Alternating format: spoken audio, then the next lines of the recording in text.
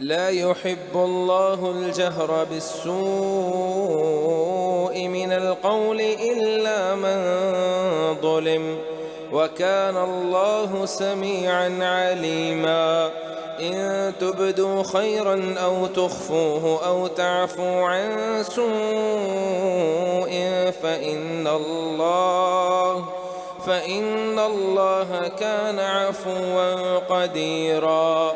إن الذين يكفرون بالله ورسله ويريدون أن يفرقوا بين الله ورسله ويقولون نؤمن ببعض ونكفر ببعض ويريدون أن يتخذوا بين ذلك سبيلا، أولئك هم الكافرون حقا، وأعتدنا للكافرين عذابا مهينا. والذين آمنوا بالله ورسله ولم يفرقوا بين أحد منهم أولئك سوف يؤتيهم أجورهم، وكان الله غفورا رحيما. يسألك أهل الكتاب أن تنزل عليهم كتابا من السماء، فقد سألوا موسى أكبر من ذلك فقالوا أرنا الله جهرة فأخذتهم الصاعقة بظلمهم، ثم اتخذوا العجل من بعد ما جاءتهم البينات، فعفونا عن ذلك وآتينا موسى سلطانا مبينا. ورفعنا فوقهم الطور بميثاقهم وقلنا لهم ادخلوا الباب سجدا وقلنا لهم لا تعدوا في السبت وأخذنا منهم ميثاقا غليظا. فبما نقضهم ميثاقهم وكفرهم بآيات الله وقتلهم الأنبياء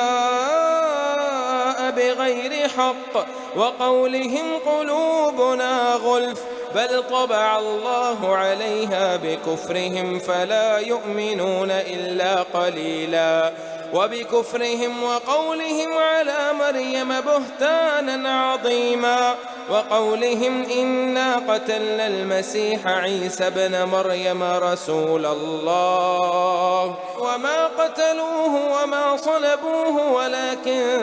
شبه لهم وإن الذين اختلفوا فيه لفي شك منه ما لهم به من علم إلا اتباع الظن وما قتلوه يقينا بل رفعه الله إليه وكان الله عزيزا حكيما. وإن من أهل الكتاب إلا ليؤمنن به قبل موته ويوم القيامة يكون عليهم شهيدا. فبظلم من الذين هادوا حرمنا عليهم طيبات أحلت لهم وبصدهم عن سبيل الله كثيرا وأخذهم الربا وقد نهوا عنه وأكلهم أموال الناس بالباطل وأعتدنا للكافرين منهم عذابا أليما. لكن الراسخون في العلم منهم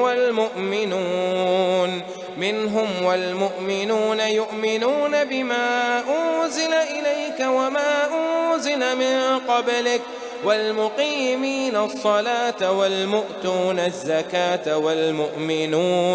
والمؤمنون بالله واليوم الآخر أولئك سنؤتيهم أجرا عظيما. إنا أوحينا إليك كما أوحينا إلى نوح والنبيين من بعده وأوحينا إلى إبراهيم وإسماعيل وإسحاق ويعقوب والأسباط وعيسى وأيوب ويونس وهارون وسليمان وآتينا داود زبورا ورسلا قد قصصناهم عليك من قبل ورسلا لم نقصصهم عليك وكلم الله موسى تكليما رسلا مبشرين ومنذرين لئلا يكون للناس على الله حجة بعد الرسل وكان الله عزيزا حكيما لكن الله يشهد بما أنزل إليك أنزله بعلمه والملائكة يشهدون وكفى بالله شهيدا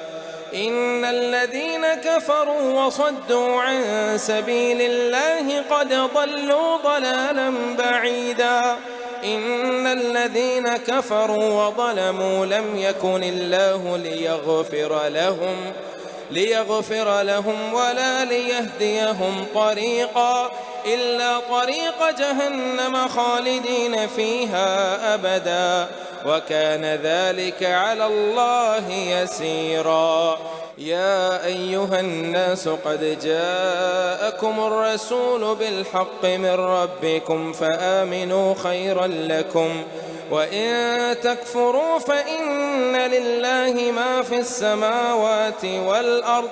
وكان الله عليما حكيما يا أهل الكتاب لا تغلوا في دينكم ولا تقولوا على الله إلا الحق إنما المسيح عيسى بن مريم رسول الله وكلمته ألقاها إلى مريم وروح منه فآمنوا بالله ورسله ولا تقولوا ثلاثة انتهوا خيرا لكم إنما الله إله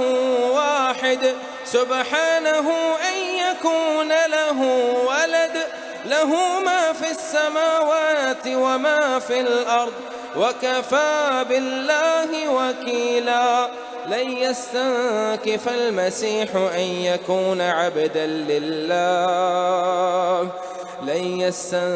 المسيح أن يكون عبدا لله ولا الملائكة المقربون ومن يستنكف عن عبادته ويستكبر فسيحشرهم إليه جميعا فأما الذين آمنوا وعملوا الصالحات فيوفيهم أجورهم ويزيدهم من فضله وأما الذين استنكفوا واستكبروا فيعذبهم عذابا أليما ولا يجدون لهم من دون الله وليا ولا نصيرا يا أيها الناس قد جاءكم برهان من ربكم وأنزلنا إليكم نورا مبينا فأما الذين آمنوا بالله واعتصموا به فسيدخلهم في رحمة منه وفضل ويهديهم إليه صراطا مستقيما يستفتونك قل الله يفتيكم في الكلالة إن امرؤ هلك ليس له ولد وله أخت فلها نصف ما ترك وهو يرثها إن لم يكن لها ولد فإن كانت اثنتين فلهما الثلثان مما ترك وإن كانوا إخوة رجالا ونساء فللذكر مثل حظ الأنثيين يبين الله لكم أن تضلوا والله بكل شيء عليم. بسم الله الرحمن الرحيم. يا أيها الذين آمنوا أوفوا بالعقود أحلت لكم بهيمة الأنعام إلا ما يتلى عليكم غير محل الصيد وأنتم حرم إن الله يحكم ما يريد. يا أيها الذين آمنوا لا تحلوا شعائر الله ولا الشهر الحرام ولا الهدي ولا القلائد ولا آمين البيت الحرام يبتغون فضلا من ربهم ورضوانا وإذا حللتم فاصطادوا ولا يجرمنكم شنآن قوم أن صدوكم عن المسجد الحرام أن تعتدوا وتعاونوا على البر والتقوى ولا تعاونوا على الإثم والعدوان واتقوا الله إن الله شديد العقاب. حرمت عليكم الميتة والدم ولحم الخنزير وما أهل لغير الله به والمنخنقة والموقوذة والمتردية والنطيحة وما أكل السبع إلا ما زكيتم وما ذبح على النصب وأن تستقسموا بالأزلام ذلكم فسق. اليوم يئس الذين كفروا من دينكم فلا تخشوهم واخشوني اليوم أكملت لكم دينكم وأتممت عليكم نعمتي ورضيت لكم الإسلام دينا فمن اضطر في مخمسة غير متجانف لإثم فإن الله غفور رحيم. يسألونك ماذا أحل لهم قل أحل لكم الطيبات وما علمتم من الجوارح مكلبين تعلمونهن مما علمكم الله فكلوا مما أمسكن عليكم واذكروا اسم الله عليه واتقوا الله إن الله سريع الحساب. اليوم أحل لكم الطيبات وطعام الذين أوتوا الكتاب حل لكم وطعامكم حل لهم والمحصنات من الذين أوتوا الكتاب من قبلكم إذا آتيتموهن أجورهن محصنين غير مسافحين ولا متخذي أخدان ومن يكفر بالإيمان فقد حبط عمله وهو في الآخرة من الخاسرين. يا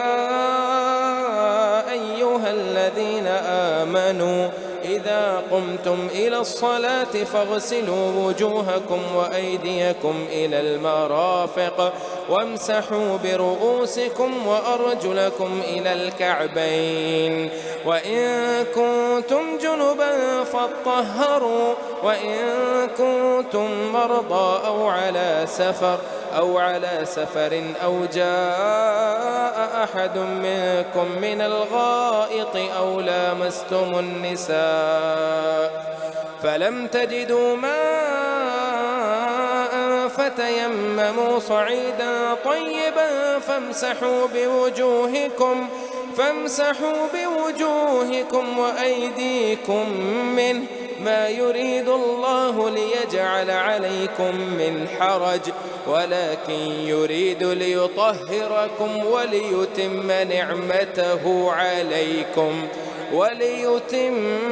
نعمته عليكم لعلكم تشكرون. واذكروا نعمة الله عليكم وميثاقه الذي واثقكم به إذ قلتم سمعنا وأطعنا واتقوا الله إن الله عليم بذات الصدور. يا أيها الذين آمنوا كونوا قوامين لله شهداء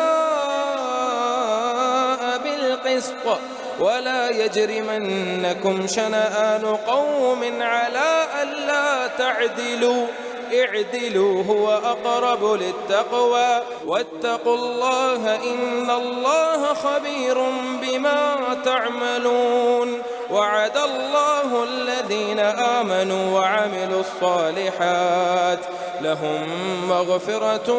وأجر عظيم، والذين كفروا وكذبوا بآياتنا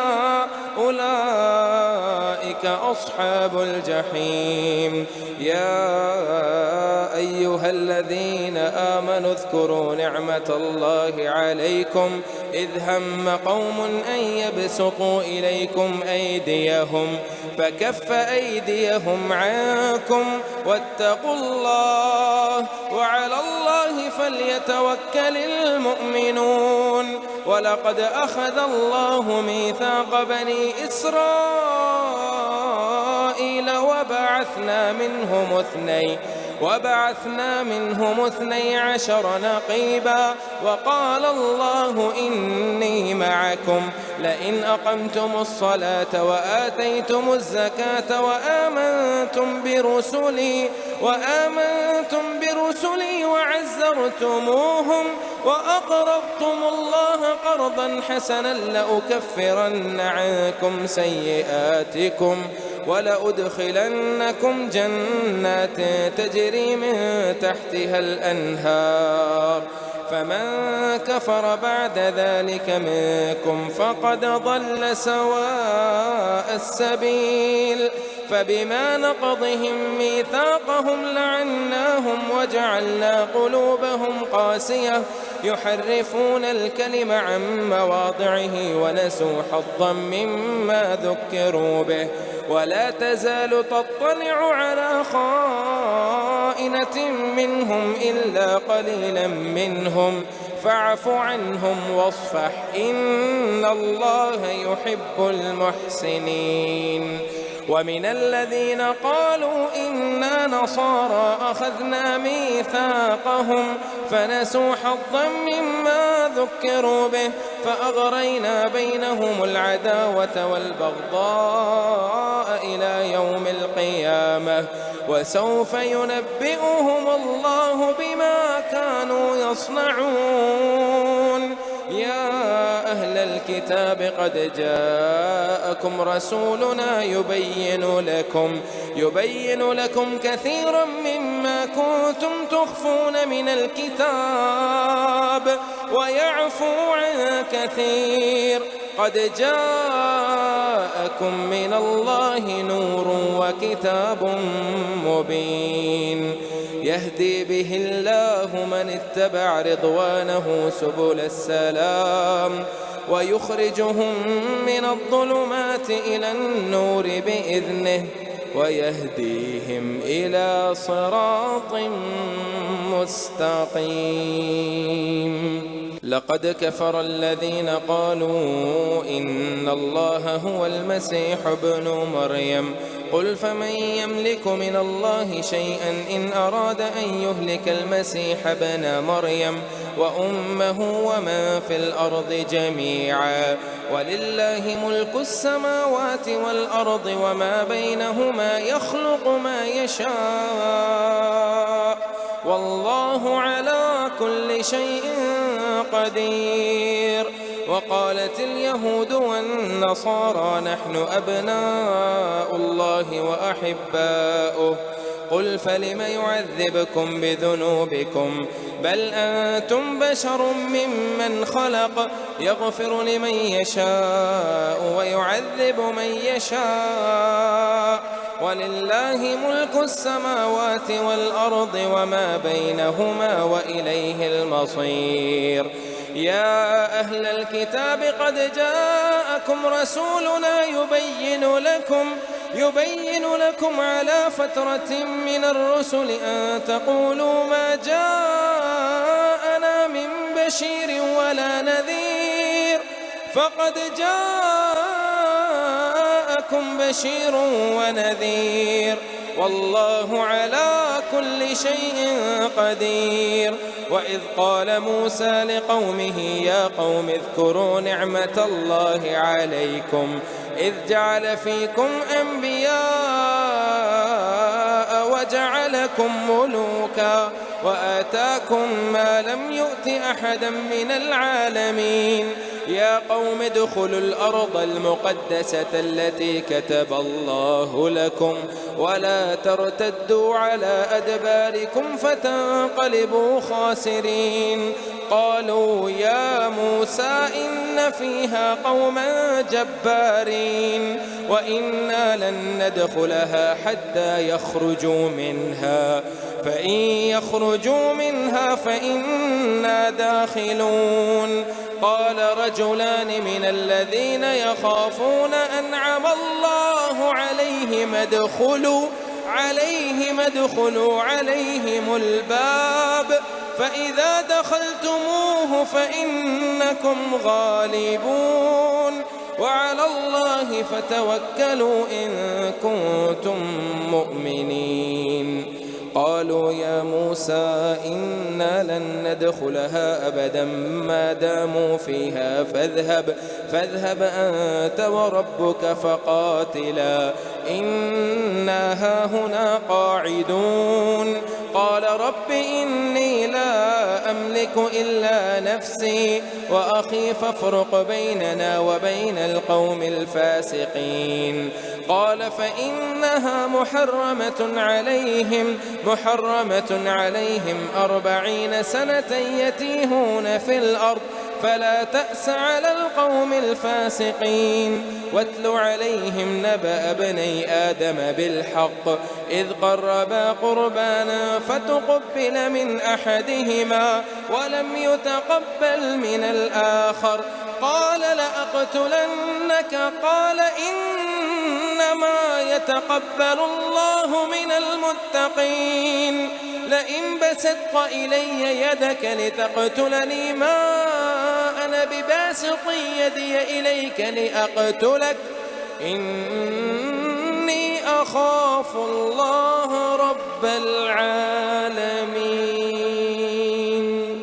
إني أريد أن تبوء بإثمي وإثمك فتكون من أصحاب النار وذلك جزاء الظالمين. فطوعت له نفسه قتل أخيه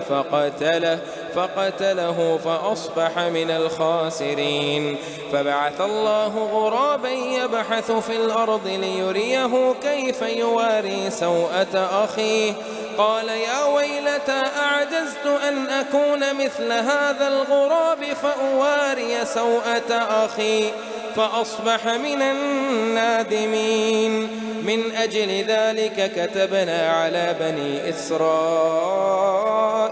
أنه من قتل نفسا بغير نفس أو فساد في الأرض فكأنما قتل الناس جميعا ومن أحياها فكأنما أحيا الناس جميعا. من أجل ذلك كتبنا على بني إسرائيل أنه من قتل نفسا بغير نفس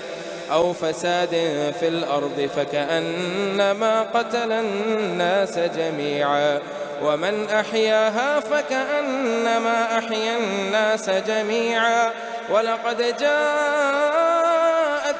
رسلنا بالبينات ثم إن كثيرا منهم بعد ذلك في الأرض لمسرفون. إنما جزاء الذين يحاربون الله ورسوله ويسعون في الأرض فسادا أن يقتلوا أو يصلبوا أو تقطع أيديهم وأرجلهم من خلاف أو ينفوا من الأرض ذلك لهم خزي في الدنيا ولهم في الآخرة عذاب عظيم. إلا الذين تابوا من قبل أن تقدروا عليهم فاعلموا أن غفور رحيم. يا أيها الذين آمنوا اتقوا الله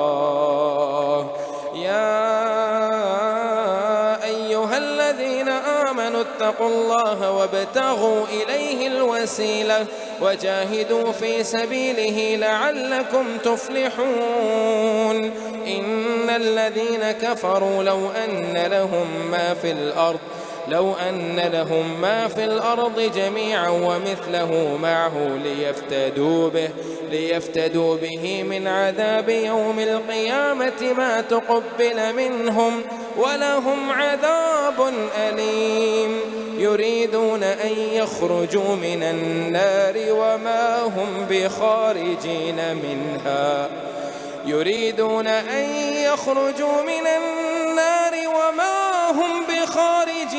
منها ولهم عذاب مقيم. والسارق والسارقة فاقطعوا أيديهما جزاء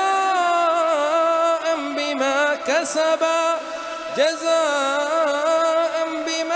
كسبا نكالا من الله والله عزيز حكيم. فمن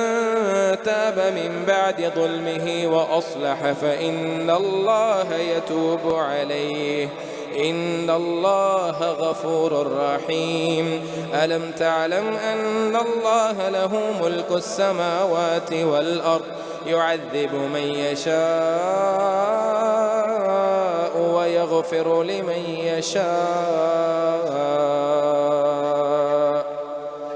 والله على كل شيء قدير. يا أيها الرسول لا يحزنك الذين يسارعون في الكفر من الذين قالوا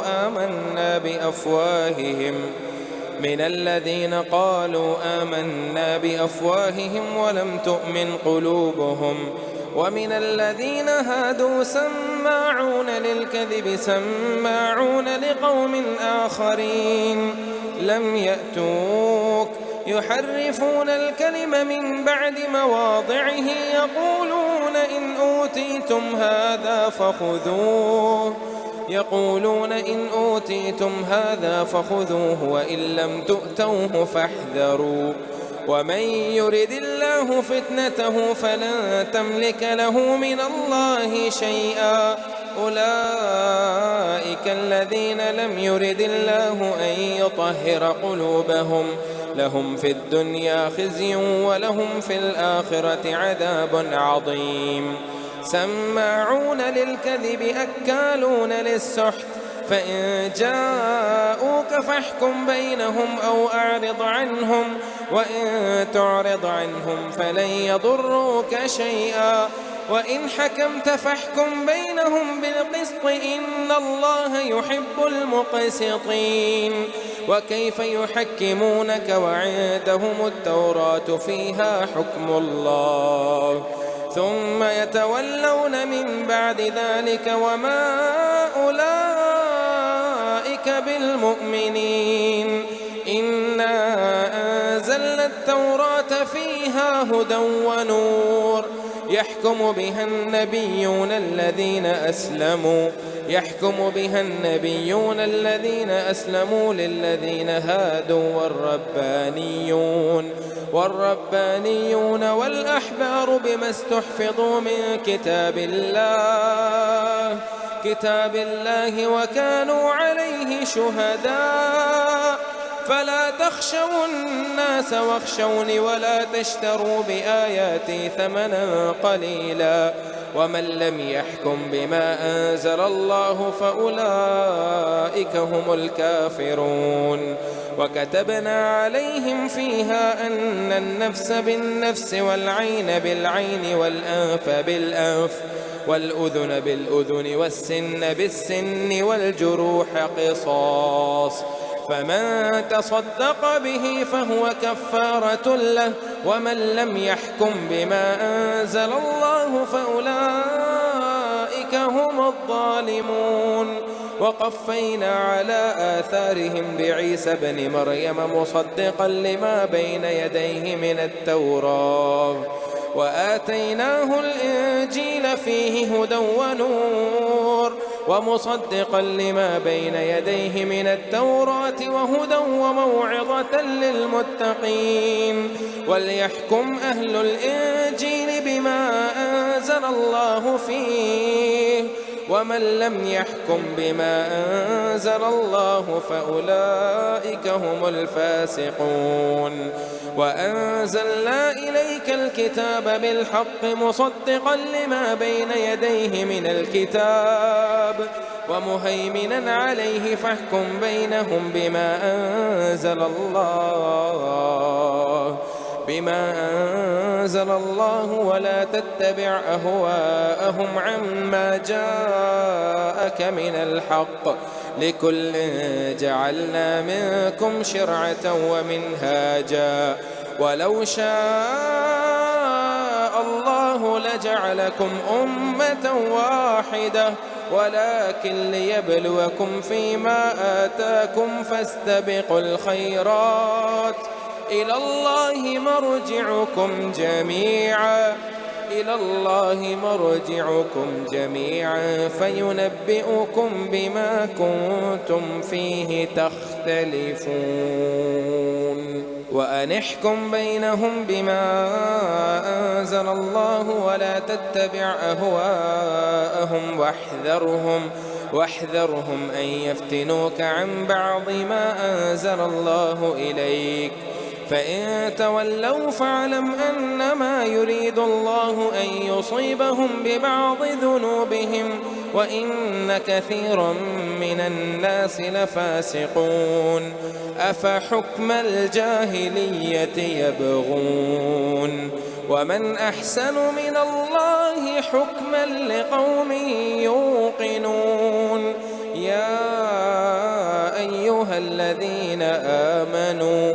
يا أيها الذين آمنوا لا تتخذوا اليهود والنصارى أولياء بعضهم أولياء بعض ومن يتولهم منكم فإنه منهم إن الله لا يهدي القوم الظالمين فترى الذين في قلوبهم مرض يسارعون فيهم يقولون نخشى أن تصيبنا دائرة فعسى الله أن يأتي بالفتح أو أمر من عنده فيصبحوا على ما أسروا في أنفسهم نادمين ويقول الذين آمنوا أهؤلاء الذين أقسموا بالله جهد أيمانهم إنهم لمعكم حبطت أعمالهم فأصبحوا خاسرين يا أيها الذين آمنوا من يرتد منكم عن دينه فسوف يأتي الله بقوم يحبهم ويحبونه أذلة على المؤمنين أعزة على الكافرين يجاهدون في سبيل الله ولا يخافون لومة لائم ذلك فضل الله يؤتيه من يشاء والله واسع عليم إنما وليكم الله ورسوله والذين آمنوا الذين يقيمون الصلاة ويؤتون الزكاة وهم راكعون ومن يتول الله ورسوله والذين آمنوا فإن حزب الله هم الغالبون يا أيها الذين آمنوا لا تتخذوا الذين اتخذوا دينكم هزوا ولعبا من الذين أوتوا الكتاب من قبلكم والكفار أولياء واتقوا الله إن كنتم مؤمنين وإذا ناديتم إلى الصلاة اتخذوها هزوا ولعبا ذلك بأنهم قوم لا يعقلون قل يا أهل الكتاب هل تنقمون منا إلا أن آمنا بالله وما أنزل إلينا وما أنزل من قبل وأن أكثركم فاسقون قل هل أنبئكم بشر من ذلك مثوبة عند الله من لعنه الله وغضب عليه وجعل منهم القردة والخنازير وعبد الطاغوت أولئك شر مكانا وأضل عن سواء السبيل وإذا جاءوكم قالوا آمنا وقد دخلوا بالكفر وهم قد خرجوا به والله أعلم بما كانوا يكتمون وترى كثيرا منهم يسارعون في الإثم والعدوان وأكلهم السحت لبئس ما كانوا يعملون لولا ينهاهم الربانيون والأحبار عن قولهم الإثم وأكلهم السحت لبئس ما كانوا يصنعون وقالت اليهود يد الله مغلولة غلت أيديهم ولعنوا بما قالوا بل يداه مبسوطتان ينفق كيف يشاء وليزيدن كثيرا منهم ما أنزل إليك من ربك طغيانا وكفرا وألقينا بينهم العداوة والبغضاء إلى يوم القيامة كلما أوقدوا نارا للحرب أطفأها الله ويسعون في الأرض فسادا والله لا يحب المفسدين ولو أن أهل الكتاب آمنوا واتقوا لكفرنا عنهم سيئاتهم ولأدخلناهم جنات النعيم ولو أنهم أقاموا التوراة والإنجيل وما أنزل إليهم من ربهم لأكلوا من فوقهم ومن تحت أرجلهم منهم أمة مقتصدة وكثير منهم ساء ما يعملون يا أيها الرسول بلغ ما أنزل إليك من ربك وإن لم تفعل فما بلغت رسالته والله يعصمك من الناس إن الله لا يهدي القوم الكافرين قل يا أهل الكتاب لستم على شيء حتى تقيموا التوراة والإنجيل وما أنزل إليكم من ربكم وليزيدن كثيرا منهم ما أنزل إليك من ربك طغيانا وكفرا فلا تأس على القوم الكافرين إن الذين آمنوا والذين هادوا والصابئون والنصارى من آمن بالله واليوم الآخر وعمل صالحا فلا خوف عليهم ولا هم يحزنون لقد أخذنا ميثاق بني إسرائيل وأرسلنا إليهم رسلا كلما جاءهم رسول بما لا تهوى أنفسهم فريقا كذبوا وفريقا يقتلون وحسبوا ألا تكون فتنة فعموا وصموا ثم تاب الله عليهم ثم عموا وصموا كثيرا منهم والله بصير بما يعملون لقد كفر الذين قالوا إن الله هو المسيح ابن مريم وقال المسيح يا بني إسرائيل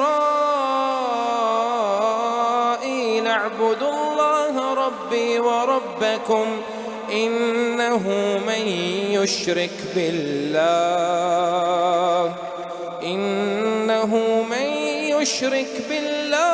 فقد حرم الله عليه الجنة. إنه من يشرك بالله فقد حرم الله عليه الجنة ومأواه النار وما للظالمين من أنصار. لقد كفر الذين قالوا إن الله ثالث ثلاثة وما من إله إلا إله واحد وإن لم ينتهوا عما يقولون ليمسن الذين كفروا منهم عذاب أليم. أفلا يتوبون إلى الله ويستغفرونه والله غفور رحيم. ما المسيح ابن مريم إلا رسول قد خلت من قبله الرسل وأمه صديقة كانا يأكلان الطعام. انظر كيف نبين لهم الآيات ثم انظر أنى يؤفكون. قل أتعبدون من دون الله ما لا يملك لكم ضرا ولا نفعا والله هو السميع العليم. قل يا أهل الكتاب لا تغلوا في دينكم غير الحق ولا تتبعوا أهواء قوم قد ضلوا من قبل وأضلوا كثيرا وضلوا عن سواء السبيل. لعن الذين كفروا من بني إسرائيل على لسان داود وعيسى بن مريم ذلك بما عصوا وكانوا يعتدون. كانوا لا يتناهون عن منكر فعلوه لبئس ما كانوا يفعلون. ترى كثيرا منهم يتولون الذين كفروا لبئس ما قدمت لهم أنفسهم أن سخط الله عليهم وفي العذاب هم خالدون. ولو كانوا يؤمنون بالله والنبي وما أنزل إليه ما اتخذوهم أولياء ولكن كثيرا منهم فاسقون. لتجدن أشد الناس عداوة للذين آمنوا اليهود والذين أشركوا ولتجدن أقربهم مودة للذين آمنوا الذين قالوا إنا نصارى ذلك بأن منهم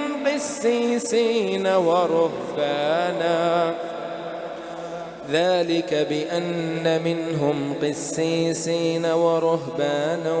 وأنهم لا يستكبرون.